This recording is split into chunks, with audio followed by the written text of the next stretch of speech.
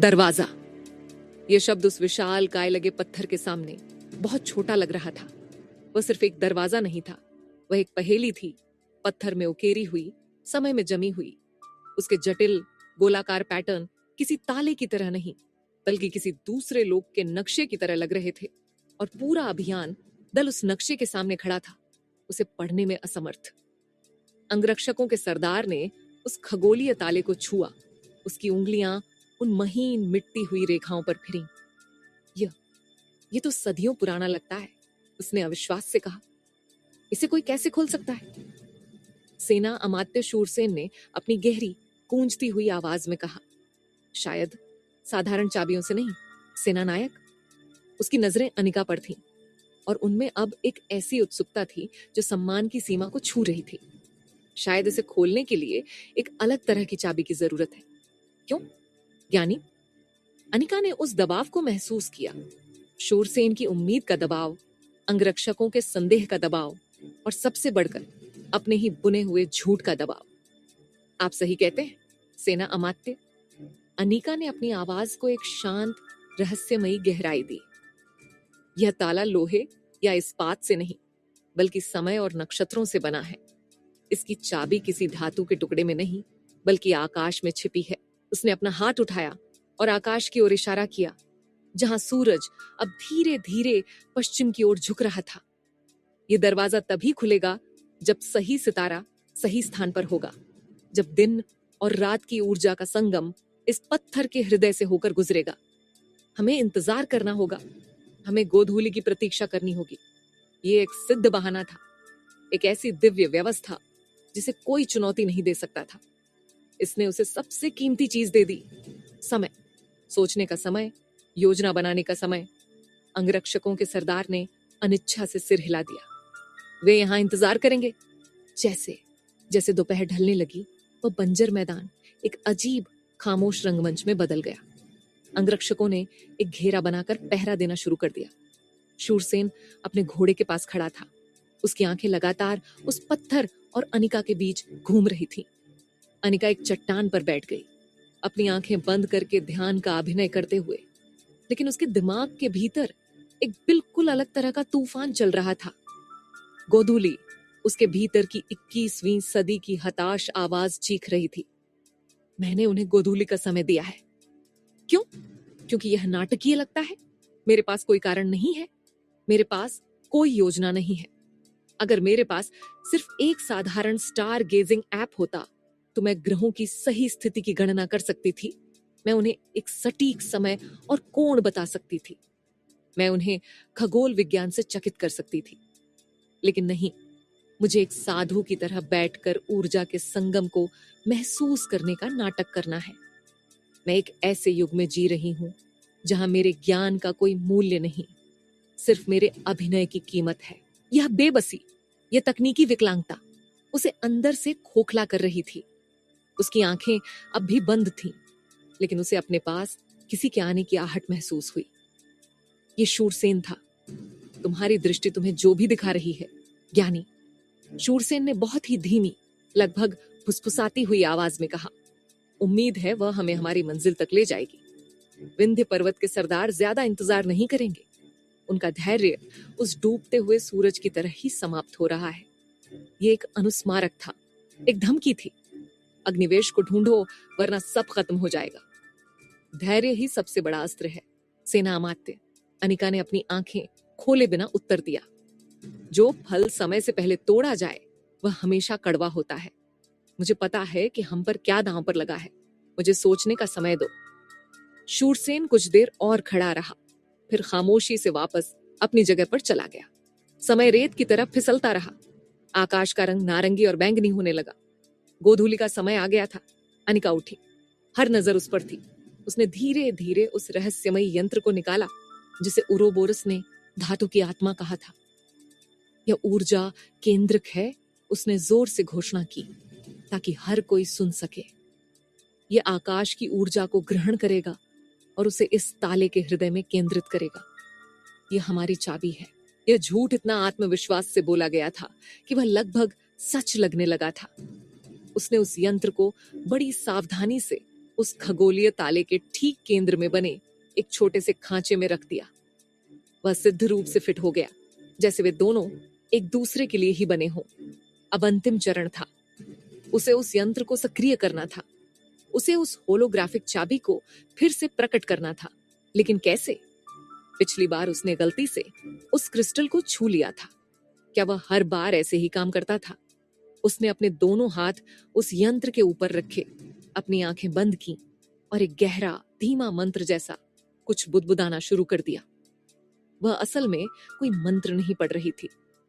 वह अपनी कोलाज की भौतिकी की किताब के उन सभी सूत्रों को याद करने की कोशिश कर रही थी जो प्रकाश और ऊर्जा से संबंधित थे, इस मूर्खतापूर्ण उम्मीद में कि शायद इससे कोई मदद मिले। एक पल बीता, 2 पल, कुछ नहीं हुआ। अंगरक्षकों के बीच एक बेचैन फुसफुसाहट शुरू हो गई। शूरसेन की मुट्ठियां भींच गईं। अनिका का दिल डूबने लगा। क्या यह सब यहीं खत्म हो जाएगा, एक शानदार झूठ के एक शर्मनाक अंत के साथ? तभी उसे उरोबोरस की सलाह याद आई। तुम्हें अपनी आंखों पर नहीं, अपनी अनुभूति पर विश्वास करना सीखना होगा। और उसे अपने हाथ में पकड़े उस काले चिकने पत्थर का एहसास हुआ। वह उसे एक संकेत दे सकता था। उसने एक आखिरी बार कोशिश की। उसने ध्यान का अभिनय जारी रखा, लेकिन इस बार उसने अपनी चेतना को उस यंत्र पर नहीं, बल्कि अपने हाथ में पकड़े उस काले दृष्टि पाषाण पर केंद्रित किया। और तभी कुछ हुआ। वह यंत्र खामोश रहा, लेकिन अनिका के हाथ में पकड़ा वह काला पत्थर धीरे धीरे गर्म होने लगा। वही हल्की स्थिर गर्मी जो उसे अग्निवेश के दरवाजे पर महसूस हुई थी। और उसी क्षण अनिका समझ गई, चाबी वह यंत्र नहीं था, चाबी वह खुद थी। ये यूं कहें कि वह काला पत्थर था जो उरोबोरस की ऊर्जा से जुड़ा हुआ था। उसने एक गहरा अंतिम सांस लिया और अपना वह हाथ जिसमें उसने वह गर्म पत्थर पकड़ा हुआ था आगे बढ़ाया और उस यंत्र के क्रिस्टल को छू लिया। एक तीव्र नीली रोशनी का विस्फोट हुआ। उस यंत्र में से वही त्रिआयामी घूमती हुई चाबी का होलोग्राम प्रकट हुआ, जो अब गोधूली के मंद प्रकाश में पहले से कहीं ज्यादा चमकदार और वास्तविक लग रहा था। लेकिन इस बार वह सिर्फ हवा में नहीं घूम रही थी। वह धीरे धीरे नीचे उतरी और उस पत्थर पर बने खगोलीय ताले के साथ खुद को संरेखित करने लगी। उसके ग्रहों वाले दांते ताले की ज्यामितीय रेखाओं से मिलने लगे, जैसे कोई अदृश्य हाथ एक असंभव ब्रह्मांडीय ताले में एक ब्रह्मांडीय चाबी लगा रहा हो। एक गड़गड़ाहट की गहरी गूंजती हुई आवाज जमीन के नीचे से आई। वह विशाल पत्थर जो सदियों से अपनी जगह पर स्थिर था, धीरे धीरे एक इंच दर इंच जमीन के भीतर धंसने लगा और अपने पीछे एक अंधेरा चौकोर रास्ता छोड़ गया। एक सीढ़ी जो नीचे अज्ञात गहराई में जा रही थी। मकबरे का दरवाजा खुल चुका था। गड़गड़ाहट शांत हो गई, लेकिन उसकी प्रतिध्वनि उस बंजर मैदान में मौजूद हर व्यक्ति की धड़कनों में गूंज रही थी। वह विशाल पत्थर जो सदियों से अचल था, अब जमीन के भीतर समा चुका था और उसकी जगह पर एक अंधेरा चौकोर मुंह खुला था। एक ऐसा घाव जो धरती के सीने पर खुल गया हो और नीचे अज्ञात की ओर ले जाने वाली सीढ़ियों का एक सिलसिला दिखा रहा था। मकबरे का दरवाजा खुल चुका था। एक पल के लिए वहां एक संपूर्ण अवाक कर देने वाली खामोशी छा गई। अंगरक्षक जो अपनी जिंदगी में अनगिनत लड़ाइयां और घेराबंदी देख चुके थे, अपनी तलवारें थामे हुए उस असंभव रास्ते को घूर रहे थे। उनकी दुनिया के हर नियम, हर तर्क को एक ही पल में तोड़ दिया गया था। सेना अमात्य शूरसेन के चेहरे पर कोई आश्चर्य नहीं था। उनकी आंखों में एक गहरी जलती हुई ज्वाला थी, एक ऐसे व्यक्ति की ज्वाला जिसने अपनी आंखों से एक मिथक को सच में बदलते हुए देखा हो। ये उसके लिए कोई दिव्य चमत्कार नहीं था, यह शक्ति का एक प्रदर्शन था, एक ऐसी शक्ति जिसका वह अब हिस्सा बनना चाहता था। अंगरक्षकों के सरदार ने सबसे पहले खुद को संभाला। 2 लोग मेरे साथ, उसने अपनी कठोर आवाज में आदेश दिया। बाकी सब यहीं रहकर घेरा बनाए रखो और बाहर की हर हरकत पर नजर रखो। वह अनिका की ओर मुड़ा। यानी रास्ता दिखाइए। अनिका ने एक गहरी सांस ली, गोधूली की ठंडी हवा को अपने फेफड़ों में भरते हुए। अब पीछे हटने का कोई रास्ता नहीं था। उसे उस अंधेरे में उतरना ही था, एक ऐसी कहानी का नेतृत्व करते हुए जिसकी पटकथा वह खुद भी नहीं जानती थी। एक टॉर्च, उसके भीतर की 21वीं सदी की आवाज, एक हताश, लगभग पागल चीख में उभरी। एक साधारण सी एलईडी टॉर्च या एक ड्रोन? मैं एक छोटा सा ड्रोन नीचे भेजकर पूरे रास्ते का नक्शा बना सकती थी, हर कोने को देख सकती थी। लेकिन नहीं, मुझे एक जलती हुई मशाल लेकर एक ऐसे मकबरे में उतरना है जिसके बारे में मुझे कुछ नहीं पता। मैं एक ऐसे युग में हूं जहां सबसे बड़ी तकनीक आग का एक टुकड़ा है। इस तकनीकी बेबसी की पीड़ा को अपने अभिनय के मुखौटे के पीछे छिपाते हुए उसने सिर हिलाया। एक अंगरक्षक ने उसे एक जलती हुई मशाल थमाई। उसकी पीली कांपती हुई रोशनी ने सीढ़ियों के पहले कुछ कदमों को उजागर किया, जो किसी विशाल जानवर के दांतों की तरह नीचे की ओर जा रहे थे। अनिका ने पहला कदम रखा। उसके पीछे शूरसेन था और उसके पीछे वर्धमान के 2 सबसे भरोसेमंद अंगरक्षक। हर कदम के साथ बाहरी दुनिया की आवाजें और रोशनी कम होती गईं और एक ठंडी प्राचीन खामोशी ने उन्हें अपनी आगोश में ले लिया। यहाँ की हवा स्थिर थी और उसमें धूल की नहीं, बल्कि ठंडे पत्थर और ओजोन जैसी एक अजीब स्वच्छ गंध थी। सीढ़ियां एक लंबे सीधे गलियारे में जाकर खत्म हुई, जिसकी दीवारें किसी चिकने अज्ञात काले पत्थर से बनी थीं, जो मशाल की रोशनी को सोखती हुई सी लग रही थीं। गलियारा एक विशाल गोलाकार कक्ष में जाकर खुला। जैसे ही वे चारों उस कक्ष में दाखिल हुए, उनकी सांसें एक पल के लिए रुक गईं। ये किसी राजा का मकबरा नहीं था। यहाँ कोई ताबूत नहीं था, कोई खजाना नहीं था, कोई हड्डियां नहीं थीं। ये एक वेधशाला और एक प्रयोगशाला का एक अविश्वसनीय मिश्रण था। कक्ष की गोलाकार दीवारें फर्श से लेकर छत तक जटिल खगोलीय नक्शों और रेखा चित्रों से ढकी थीं, लेकिन ये किसी ज्योतिषी के बनाए हुए नहीं लग रहे थे। ये सटीक थे, गणितीय थे और उनमें ग्रहों के ऐसे पथ दिखाए गए थे जो अनिका ने पहले कभी नहीं देखे थे। कक्ष के केंद्र में एक विशाल धातु का बना हुआ यंत्र रखा था, जो किसी बड़े ऑर्बिट्रेरी सौर मंडल का मॉडल जैसा लग रहा था। उसके चारों ओर धातु के छल्ले थे और केंद्र में एक विशाल दूधिया क्रिस्टल लगा था, जो बिना किसी बाहरी स्रोत के अपने भीतर से एक हल्की मंद रोशनी बिखेर रहा था। ये कौन सा लोक है? एक अंगरक्षक ने खौफ से फुसफुसाते हुए कहा। शूरसेन ने अपनी तलवार की मूठ को कसकर पकड़ लिया। वह इस ज्ञान को नहीं समझता था, लेकिन वह इसकी शक्ति को महसूस कर सकता था।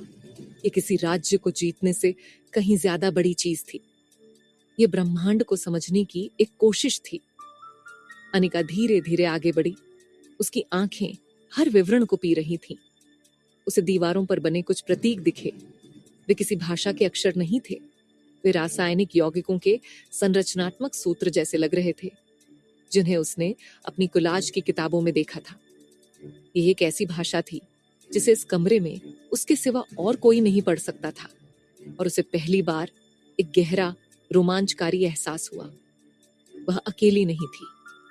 इस दुनिया में कोई और भी था जो उसी की तरह सोचता था, उसी के जैसे नियमों को समझता था।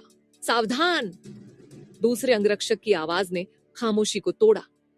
उनके सामने का रास्ता एक और विशाल पत्थर के दरवाजे से बंद था, लेकिन इस दरवाजे पर कोई ताला नहीं था। इसकी पूरी सतह पर 9 बड़े गोलाकार प्रतीक उकेरे हुए थे, जो एक 3 बाई 3 के ग्रिड में व्यवस्थित थे। यह एक और पहेली है, शूरसेन ने कहा। उसकी नजरें उन प्रतीकों पर थीं। अनिका आगे बढ़ी। यह एक क्लासिक लॉजिक पजल थी, जिसे उसने अपने फोन पर कई बार खेला था।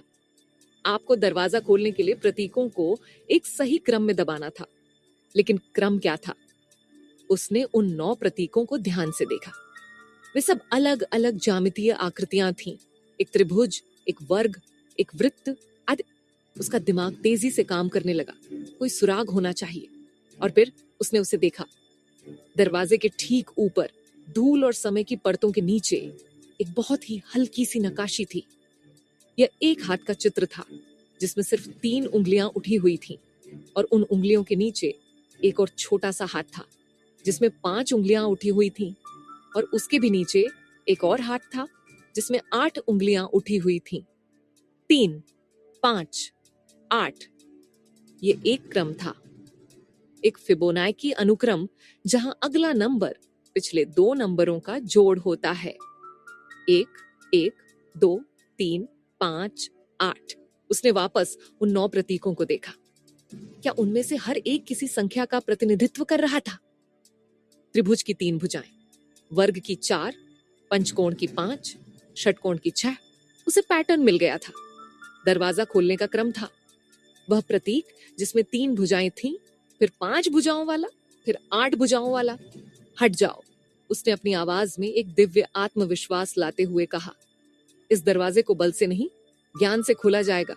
इसकी कुंजी संख्याओं के नृत्य में छिपी है। शूरसेन और अंगरक्षक पीछे हट गए। उनकी आंखों में अब एक गहरा विस्मय था। अनिका ने अपना हाथ आगे बढ़ाया। उसने पहले त्रिभुज वाले प्रतीक को दबाया। एक हल्की सी क्लिक की आवाज आई और वह प्रतीक भीतर की ओर धंस गया।